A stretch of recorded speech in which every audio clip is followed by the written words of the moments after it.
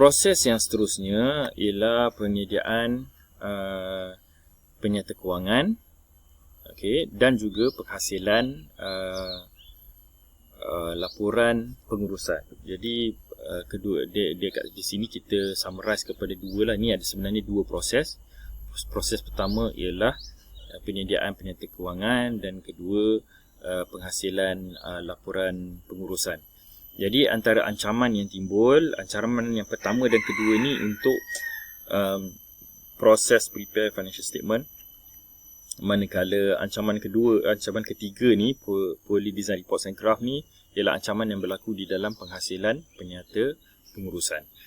Jadi kita tengok ancaman yang pertama. Ancaman yang pertama adalah ketidaktepatan penyata kewangan.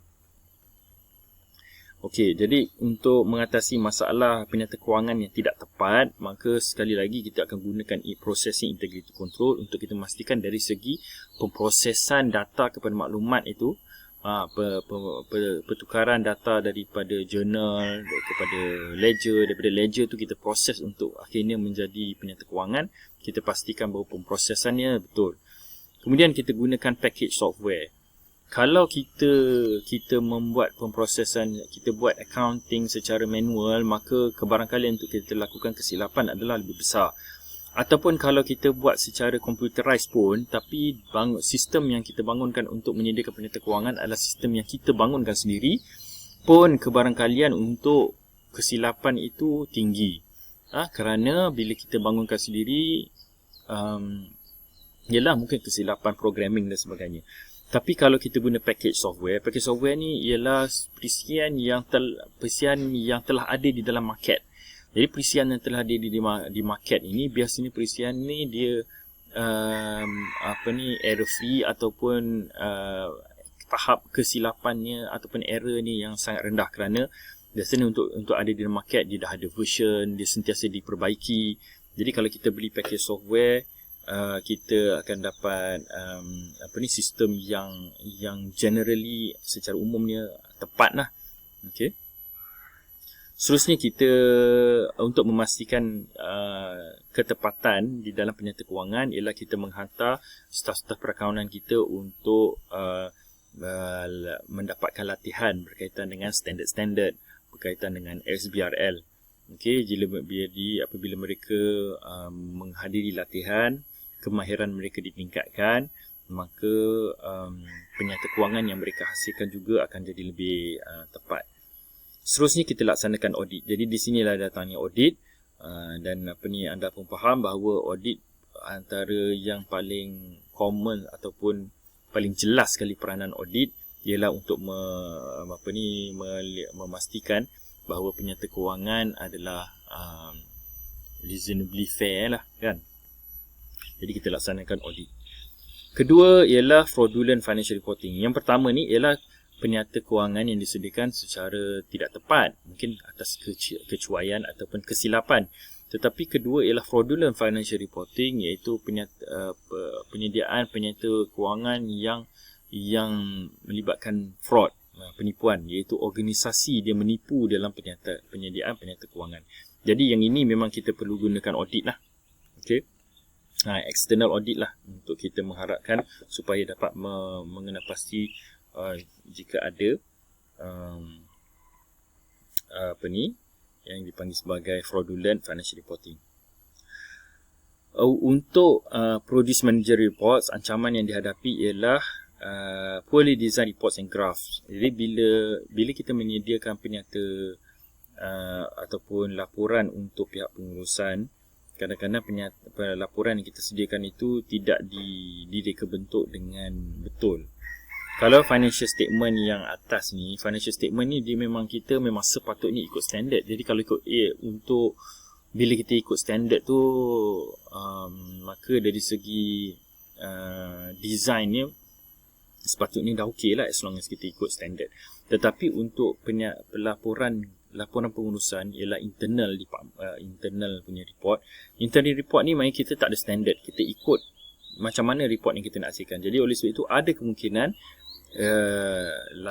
design kita, reka bentuk kita adalah design yang lemah lah. Okey. Jadi untuk itu ada cara-cara dia untuk kita memastikan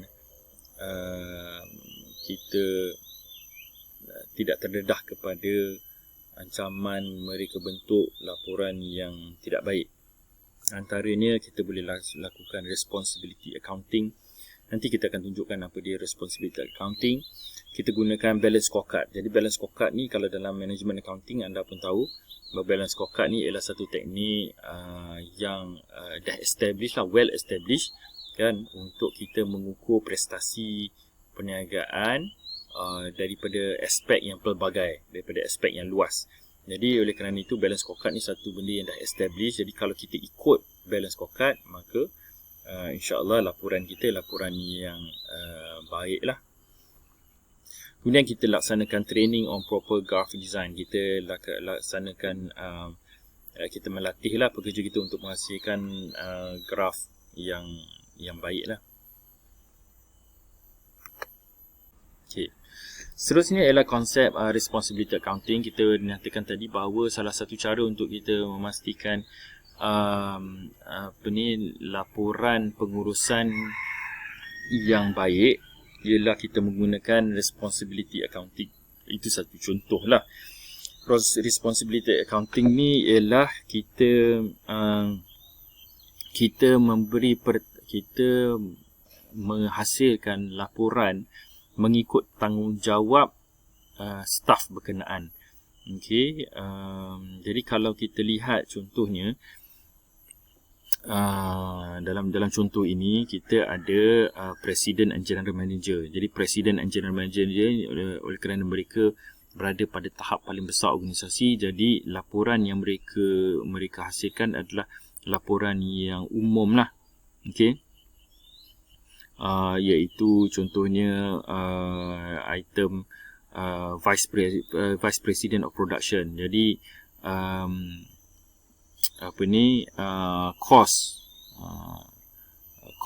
cost bagi jabatan Vice President Production ialah banyak ni 224,705.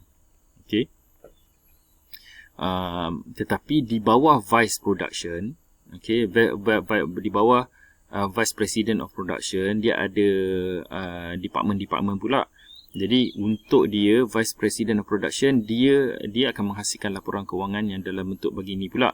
Di dalam penyata kewangan dia menunjukkan kos dia, jumlah ni ialah 224,000, tetapi jumlah ini dibahagikan ataupun datang daripada jabatan-jabatan di bawah ataupun staff-staff di bawah Vice President of Production.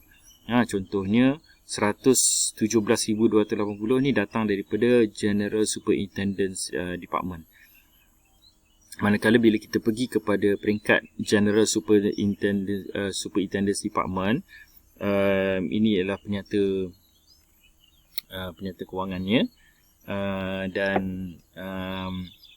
dan kita dapati bahawa 117,280 ni dibahagikan pula kepada bahagian-bahagian yang lebih kecil lagi, dan setiap bahagian ini juga boleh menghasilkan penyata kewangan dia untuk menunjukkan. Jadi contoh ni untuk drill press punya proses ataupun department ni, ataupun di press manager ni, kos dia 8,160 datang ni daripada belanja-belanja ni, supervision, setup dan sebagainya. Jadi ini dipanggil responsibility accounting. Manakala seterusnya ialah balance scorecard. Balance scorecard ni pun adalah satu teknik yang anda belajar di dalam management accounting, untuk kita menghasilkan laporan yang menunjukkan prestasi organisasi secara keseluruhan, yang tidak hanya fokus kepada financial performance, tetapi pelbagai aspek. Jadi antara aspek yang penting di dalam balance scorecard ialah dari segi financialnya, kemudian dari segi customer, dari segi internal operation, dari segi innovation and learning. Dan juga dalam balance scorecard ni kita boleh menunjukkan target dan actual. Jadi sebenarnya anda lebih mahir lagi dalam balance scorecard apabila anda belajar dalam khusus pengurusan perakaunan pengurusan.